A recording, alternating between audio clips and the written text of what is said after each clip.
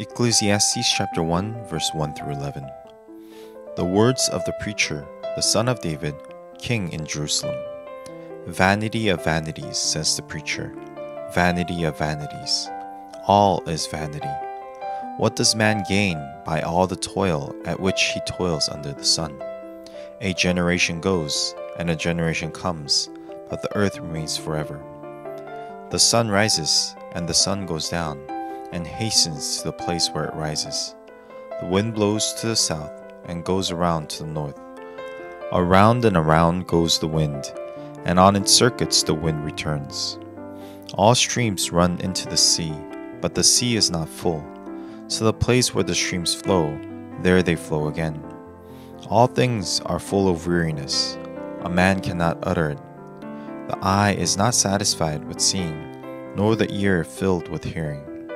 What has been is what will be, and what has been done is what will be done, and there is nothing new under the sun. Is there a thing of which it is said, "See, this is new"? It has been already in the ages before us. There is no remembrance of former things, nor will there be any remembrance of later things yet to be among those who come after. Although many estimate the writer of Ecclesiastes to be King Solomon, there are no documents that reveal this is to be true. So the current consensus of the author of Ecclesiastes is just simply Koheleth, a Hebrew word for preacher or teacher. This teacher takes upon himself to see if one can find meaning in this life. But in everything that he tries, his answer comes out to be that all is vanity. Throughout the rest of today's passage, the teacher asks broad questions about life, which many of us also have asked at one point. By looking at this world alone, there seems to be no hope, no joy, no goal whatsoever. That's why the teacher concludes that anything we do in this world is meaningless. When we remove God from the equation of life, our answer will turn out the same as the Koheleth. It is because this world cannot fill the infinite void we have in our hearts.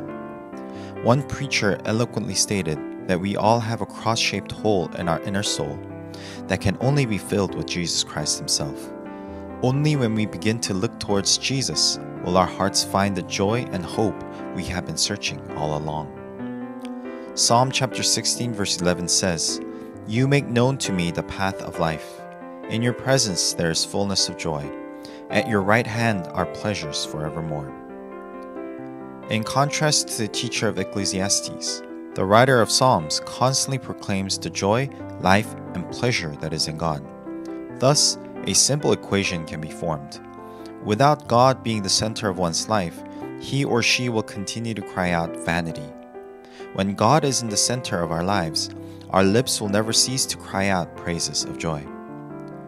As we meditate on today's passage, let us allow reason to run its course and find that only in Jesus Christ can we find true fulfillment and joy we have always longed for.